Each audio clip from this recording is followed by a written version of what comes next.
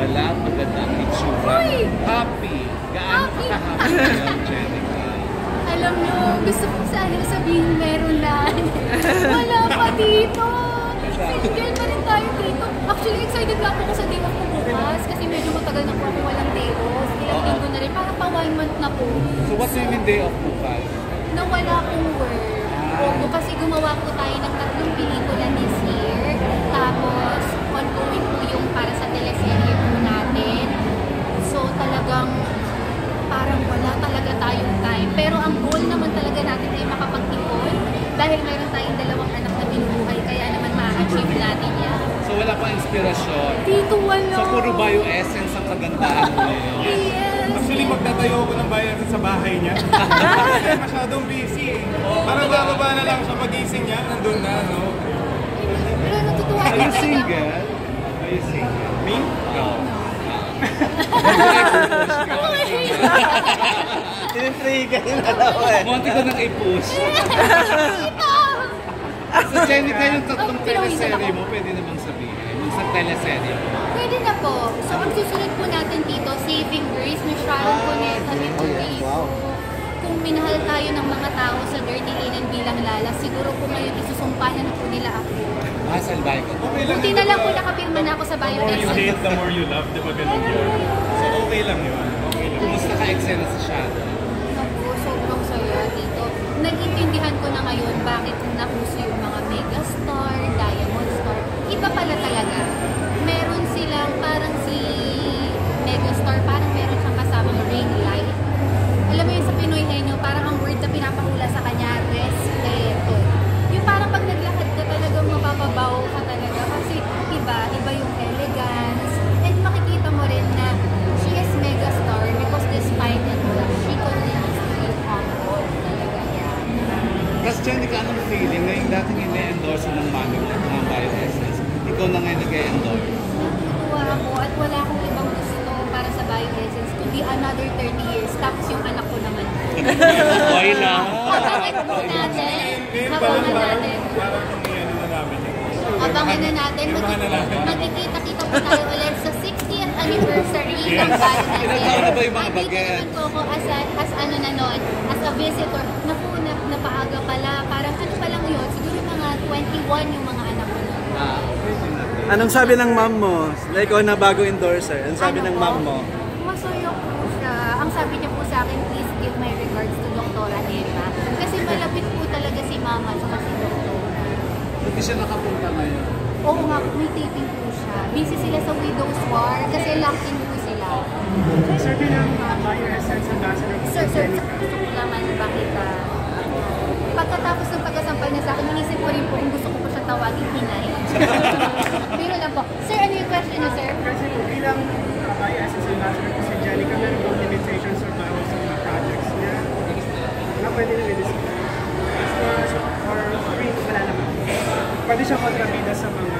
Pwede. Ang nakakatuwa. Ilang brand ambassador siya, kailangan bang lagi siyang mabalik sa mga... Alam mo, yung mga kontrabida, maganda rin naman talaga. Ay, true. So, free naman siya. Libre-libre na sa mga pwede na tanggaping projects. I don't think we want to restrict Jenica because as long as Jenica's career grows, bioessence will grow. Ano, role na umiinom or nag-iosay? I mean, there's a lot of people that do that nowadays and they're good people. Diba? I mean, pag-iinom at pag-iosay, I don't think is the, the criteria for looking at a good person.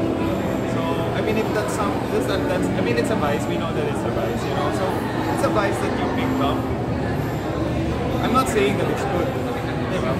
Because we know naman, scientifically, health benefits, it's not good. Pero, I don't think we should judge people by what they do. Jenica, anong na-mention yung kanina na ganda-ganda mo, sabi mo makeup.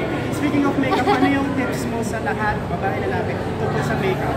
Ang health-wise. Ayan, bago po ako pumunta dyan, may isisingit lang din po ako. Mabilis lang sa sinabi ng ating CEO.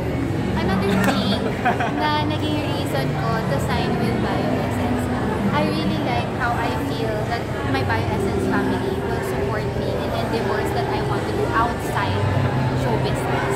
I'm so excited. Sana dumating ko po kayo ulit. Kakausapin ko yung manager ko para mapaunlakan kayo ulit. There's something that I want to do outside acting. And when when I told BioEssence about it, I thought it would be a reason for them to turn me down. But surprisingly, they were full support. I felt more than welcome to join their family still. So, Walang limitations. Wala naman. I mean, syempre, there's a lot of things that, you know, if you really look at it on a business perspective, sometimes you will find one, and that's something that we can talk about. Right? Pero as long as it doesn't affect any of the parties negatively, I don't think there's any reason we should restrict each other to the things that we do. Because like I said, we want Jenica's career to grow.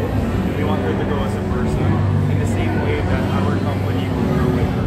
and rest assured, kasama niyo din naman ako lagi. Of course. Yes. Of course. So yun, about po dun sa question nyo, alam nyo po, wala ako mabibigay na tip sa makeup kasi hindi po ako na-makeupan lang ako today. Kaya sabi kanina kasi ang ganda mo, sabi ko, may makeup po tayo. For some reason, hindi ko talaga siya ma-perfect. I think it's one of the reasons my manager, Ate Kate, always tells me na bakit ka nag-guesting na hindi ka kumuha ng makeup artist because she knows I'm not good at it. Kumbaga, it's very basic. Up to now, I still don't know how to do eyeshadows, yung mga ganyan contour na ganyan po. So, we entrust professionals for that. Actually, Wala nung akong shoot, mabigay share na ko lang, tip. nung shoot namin, we had the shoot, I told we had a makeup artist of course, but pwede bang di na makeup to si Jenica? Kasi gusto ko yung walang makeup na look eh. Sabi niya, ay sir, yung no makeup look, may makeup pa rin yun. May naman ako, no makeup pala yun. So yung sabi ko sa akin, hindi nyo lang kailangan makeup to si Jenica. Diretso na to sa studio. Ano yung kiss ng Ano yun? Sorry. Like, Ikaw, inex ko, ma'am. as a mom, diba, like, you have two girls, Yes, and I then do. as a young child, COVID, mahilig kayong sa self-care. Yes. As early as now, how do you take care of, how do you teach them to take care of themselves